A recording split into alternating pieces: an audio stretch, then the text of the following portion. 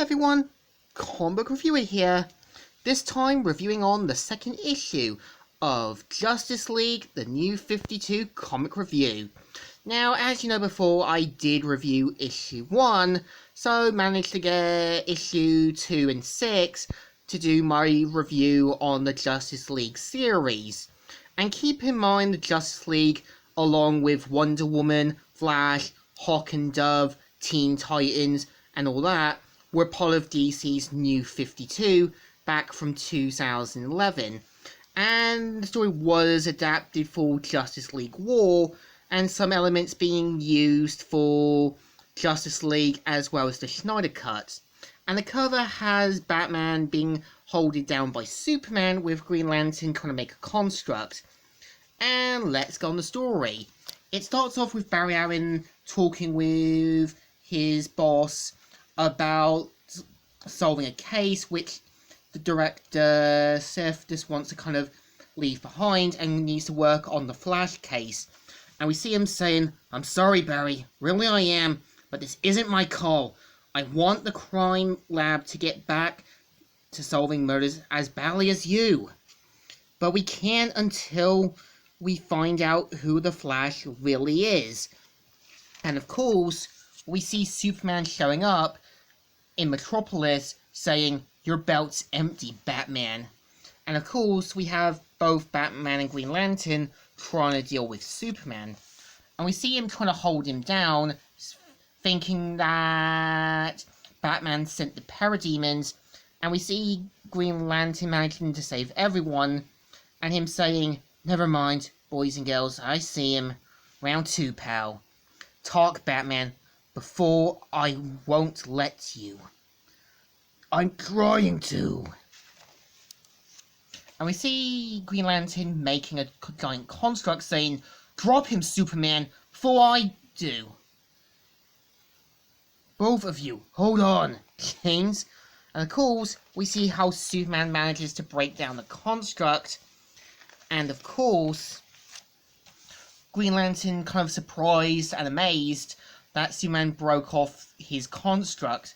So we kind of see how Green Lantern decides to call his friend, who turns out to be Barry Allen, who says, "Barry Allen here, how I told you to never call me.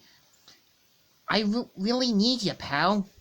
And we see how they mentioned about the last time like the Flash and Green Lantern showed up was what happened with a talking gorilla. So implying that Gorilla Grodd's events happened and presumably causing a bit of a continuity error, as in the Flash comics, Gorilla Grodd did start it out in one of the early Flash issues. And of course, we see how Flash finally shows up saying, "Alright, let me get you some breathing room." And of course, we see how Flash decides to use his super speed to try and wear out Superman, saying, "Don't bother trying to. Catch me, Superman. I've never been touched." And of course, we see how he finally knocks him down, and him saying, "He actually hit me. Ow."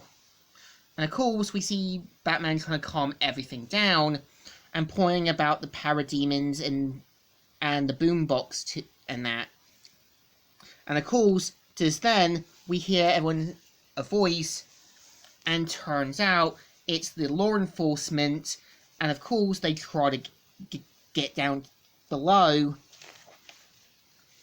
We see how in Detroit Star Labs, we see Vector's father with scientists working on the mother box, and we see how Victor's father is letting known that he's shown up and isn't happy.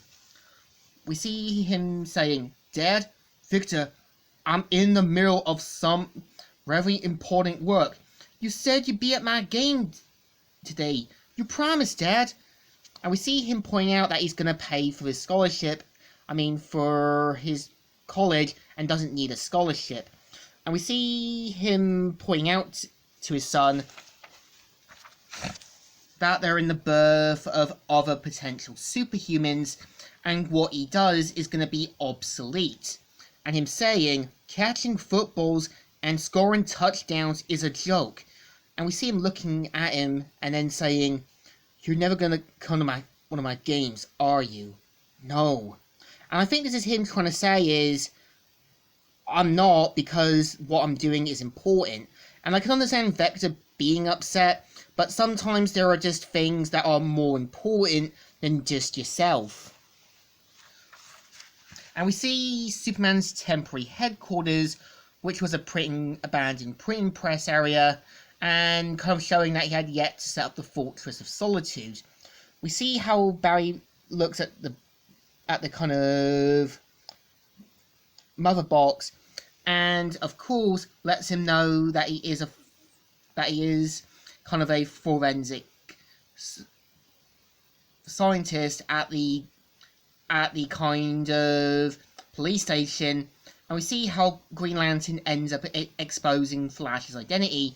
Just then, both the two baboon tubes activate, and out from them, the parademons show up. And we see how, in a way, Victor ends up getting caught in the crossfire, setting up his origin for Cyborg. So, yeah, this is pretty much the second issue. I would say it's kind of alright. Again, it's setting up the other potential heroes like Superman and Flash, and yeah, we would get basically Wonder Woman and Aquaman.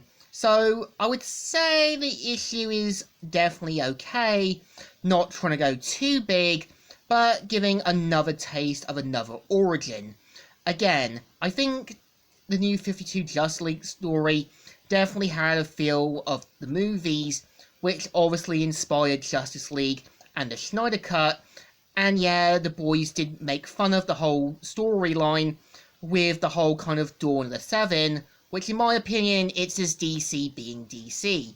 So I think it deserves a thumbs up. Still good, and still alright.